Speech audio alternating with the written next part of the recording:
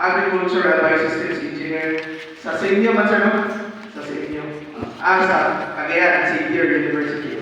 So, alam sa pag-discuss no, sa mga different machineries na ginagamit nito karon, updated ng mga machineries na ginagamit nito karon regarding sa itong pagpapamasaumay. Ako na ang tawagon si Engineer Philip Louis Bilderol. So, atong pagpapalan si Engineer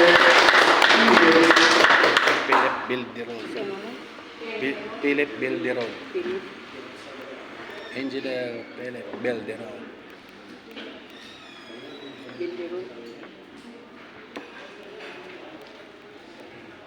Bilderol? Bilderol. Good morning. Good morning, sir. So I understand na naaring taga-laing province. Okay, so welcome sa Balay, welcome sa Bukidnon. So, itaasan ko na maghatag o Bilderol. Bilderol. Bildi. on the Ana. agricultural Ana. machineries. So, ako lang i-kuhan sa inyo ha. Mamurik na ako mag... So, I am here, no? Crop establishments, no? Machines for land preparation.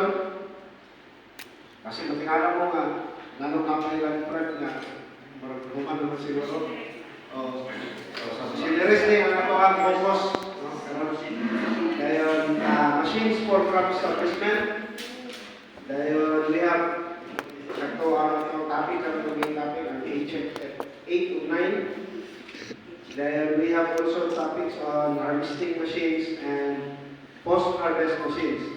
So sa ito pa, 1, 2, 3, 4, 5, 6 ka-topic. So medyo taas. Tama na siguro nga, susunod na sa gabi. Kaya mo makanatanang sir. Isubog. Sa muang kuan, kini ang training sa PhilPec i-invite sa ko dito sa PhilPec. Ang ako pong topic dito is about milling, rice mill. So, ang rice mill, usap ko na siya ka kuan, 4 hours ko na siya na discussion.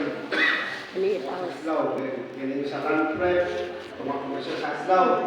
So, pauna na ako ng karoon o 4 oras at tumunong ka topic. So, I'm sure na familiar naman mo ano siguro. May mo Yes. pa. Familiar naman mo. Ito lang is fresh dahil kung na additional information. So, siguro based on sa Mamataan naman po. It's Bahala two-way din. learning.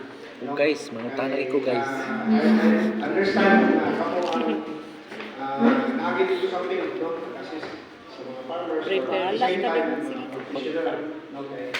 Bahala ka mo tatakal sa utsuan. Muli ka rin ka. Muli ka sa inyo. Dili mo gani ang mga tanas So, una na ang topic is about farming preparation. So, we have here outlines, no? Definition of terms, purpose of tillage, the types of tillage and its difference and benefits of the land. So, ako lang siya discuss, no? So I'm sure familiar naman niya. Then we have basic operation of selected machines and its maintenance, no? And tractor and cultivator. So kung po kayo natin na ginagamit. Then nasa technical specs, you have basic parts, then basic maintenance. Then you have also the four-wheel tractor. Then specification, then types, and also again, basic product maintenance. So, definition of terms. So, pagkakano ko, anong kinahanglan ng tamang land prep? Anong kinahanglan ng yun? Na, di man nakatanong mo ko na tayo kuan. aron gwapo Mayo tubo, sa humay. Indoor area, Maayong kabot. refresh ang yuta.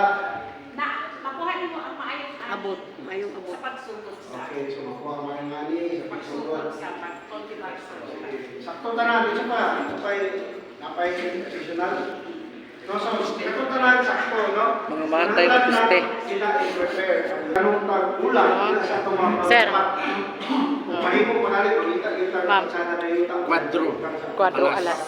So, sama lang na sa magtanong ka sa mga mahimo. Ito sa